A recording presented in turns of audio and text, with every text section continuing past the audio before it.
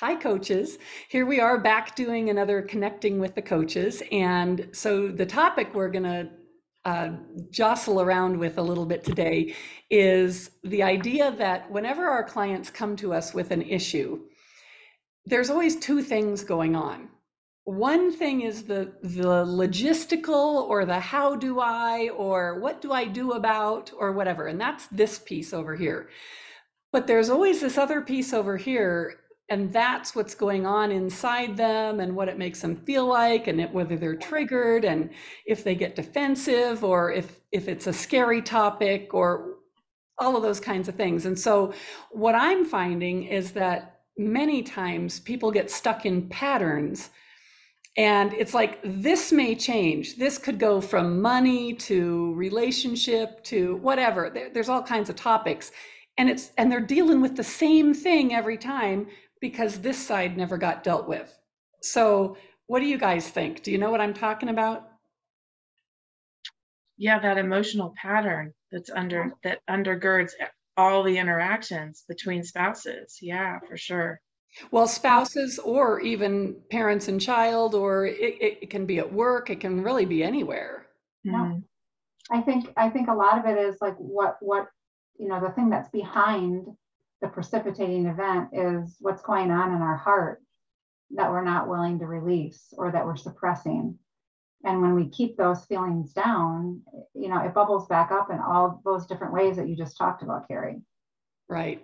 And I think, I've seen it many times, especially in marriage when it regards money, that Mhm. kind of thing, especially if maybe it feels like one person might be more controlling, and then sometimes you see in the other person it's almost like they don't want to tell, they don't want to be honest because they know that they're going to be controlled. So we deal with the money, and the money issue never gets dealt with Mhm. because every time money comes up, this whole other scenario is being played out. And until we deal with this isn't going to get fixed.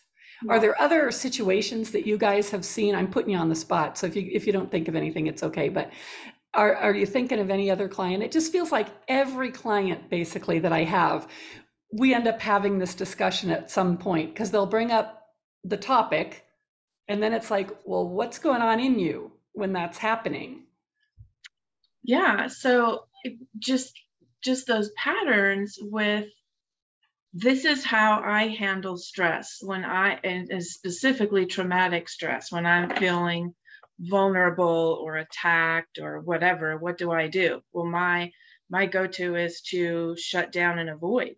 So I'm always going to shut down and avoid. And it doesn't matter if we're talking about money or the children or the job or groceries or gas prices. Like if I feel that bit of, energy that's coming at me and that I'm not, something's going to be wrong with me or my shame is triggered or whatever, I'm going to shut down. And then, if you're the other side of the spectrum there, where you're a fighter, you're going to get in there, you're going to fix it. You Mhm. want to address it right now, get it over with, get it done with, get it decided. And so you're going to be more aggressive and you're going to just keep pushing, and then that person's going to keep shutting down. And the And that two in combination is really a fun dynamic. Yeah. that's just, my coping skill against your coping skill. And it's just always going to look like this. Somebody has to be able to self-regulate and to come to the table without the trigger, with their thinking brain fully engaged, and be able to not be triggered by the other person that's triggered. And that is so hard when you're living with a person who you need support from and deserve support from, and and in that marriage relationship are entitled to support from. But we can even talk about parents and kids, especially when we're talking about a traumatized child. It's the same dynamic with the traumatized child coming at the mom specifically with that defensive, bit. And then mom, I'm doing the best I can. It's never enough. Like, oh my gosh, you're sucking me dry. And it's just this. Mhm. Somebody has got to be able to self-regulate Yeah. for anything to change.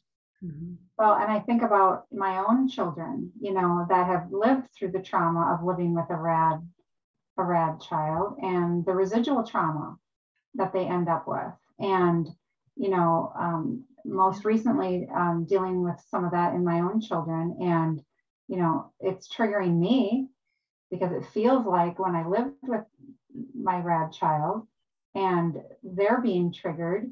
And so it's a clash. And I think sometimes we can ask ourselves, and we can talk to our children about this. What's one thing that I can do to right this ship, right? So, speaking in terms of my children in a recent conversation we had, my son this morning said to me, I tried to be more patient this morning. And I noticed it, and I commented on the fact that sort of just equalized everything, and it brought the trigger down, and it brought all of those feelings that bubble up down. Yeah, almost any time, like moving faster when people are triggered is usually not the best option. Talking slower, taking a deep breath, even speaking lower and slowly. Yeah. Have you guys noticed that when you have a client that's you can tell, I mean, I can tell when my clients are totally in trauma and when they're not. And sometimes their voices go way up and they talk very fast and they can't take a breath and they're crying and whatever. And so I meet their voice and start speaking slowly, and I'll take long pauses, and just because it helps their brain, they start to match then me. So if you're in that with somebody at home, slow down, be more patient. You can even say, just give me a minute. Yeah. Shut your eyes for a second. Breathe. Yeah. Yeah, Amy, why is the breathing so important? Because it sounds so stupid. Oh yeah, I just know. breathe. It sounds just so basic that you just want to roll your eyes. But breathing, I mean, oxygen to the brain, when we're triggered and our survival mechanism is fired up, then we're breathing quick and shallow. And it's because the oxygen's really only got to go to the low survival brain. We don't really need our thinking brain because there's no time to think. There's just react. So the blood and oxygen needs to go to low brain and extremities. And so the shallow, quick breathing is for survival. Or even holding your breath. My husband used to tell me, sometimes he would look at me and he'd say, you need to breathe. Because I'm just, you shut down. You just don't even breathe. Yeah. Yeah. And you can't think if you're not breathing. Right. So the number one thing is just to breathe so that you can get oxygen back online, get your prefrontal cortex back online so you can think about what you're saying and doing and not be this one, That's the number one thing. And then there's other things that happen with the vagal nerve, depending on how you're breathing, and there's all kinds of things, but just that one thing is just get oxygen further up the brainstem. Yeah, and it doesn't necessarily fix the issue over here, but it gives you the capacity to even think about the issue with a logical response instead of just out of survival. And then you can start addressing, okay, what's really, even on top of the trauma, what's going on? Because I know that there's a trauma reaction, but let's get that calmed down. Then what's going on? Am I feeling shame? Am I feeling guilted? Do I have anxiety about this? Am I going to shut down? Whatever. Then you can start dealing with this side of the equation. And then the next time something comes up, you can slow it down and start thinking about what's going on over here. Now I can solve that issue. Yeah.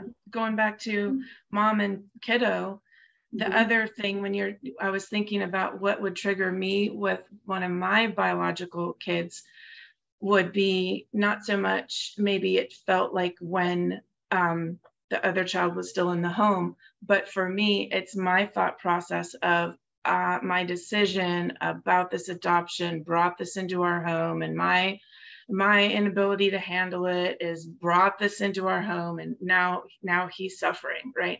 So it's a whole different trigger, but it's the same response in me of like, I am heightened. And so, when they're heightened and then I am heightened for my own, whatever my thought process is, it's still the same it registers the same in the nervous system. So it's really about finding out what you're thinking. What am I feeling? Is this a stored like PTSD type of reaction? Or is this a kind of a manufactured reaction because I'm lying to myself, or I'm focusing on the lie of the devil, really, that I did this. Like, yeah, that wasn't the intention, and that wasn't my sole position. But this is residual, like you said earlier, and this is fallout, and it's nobody's fault. It just is, and it just has to be lived through, healed through, walked through together, connected and forward. And quick apologies after, because we're not going to do it right every time. And especially when you're first just being aware of this, you don't catch it till after you did it. Right. So it takes some time to back it up. And usually that's what we come in handy with, is helping clients work backwards so that we can get it stopped before it happens and figure out what that trigger thing is, so we can help get that healed up, and then it doesn't happen anymore. But don't you guys think that's one of the biggest issues, I think, with clients who are walking through a relinquishment, is they're in such heightened trauma, and then the child goes to a new home, and we all think well, we don't, but people think it's just going to be, the relief is going to be so great. And that's true. But then there's a whole other layer. There's a whole other part of this that you can't even prepare somebody for until they're going through it. And that's where a lot of this stuff that we're talking about comes up. Yeah, because you've essentially lived, you've lived in a pressure cooker, for sometimes years on end. And, you're used to living like this. And when that child is out of the home, you don't really know how to go back to normal. You don't even know what that feels like. So all of that regulation has to happen, and it doesn't happen overnight. It takes, years in our situation to even get a rhythm back. And I think that's what so many people lose in these situations, and living with a child with RAD, is there's no rhythm to your life. And when you don't have rhythm, you don't feel stable. Every human being thrives on rhythm. And when that's taken away, there's no predictability to your life. So getting that rhythm back takes a long time. Yeah. Yeah, absolutely. I know, I will share with my clients once in a while, I got triggered, and for me, it's been a little bit, but, even I remember last spring, I really got triggered once as we were driving up to the mountains, and I was just out. I was gone. And, the way we can tell that we're healing is, first of all, it doesn't happen as often, and it's not as intense, and you recover more quickly. Yeah. I pray for the day that I never get triggered again. But that hasn't happened yet. I've had a great day.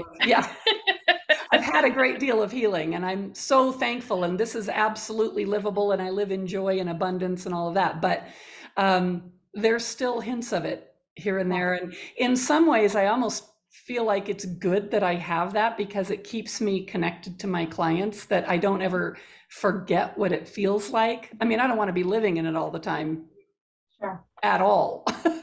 But to have a little reminder once in a while gives me great empathy for the people that we're working with. Yeah. So anyway, thanks you guys. This was good. We'll just keep these conversations with coaches going, and we'll come back again and do it another day.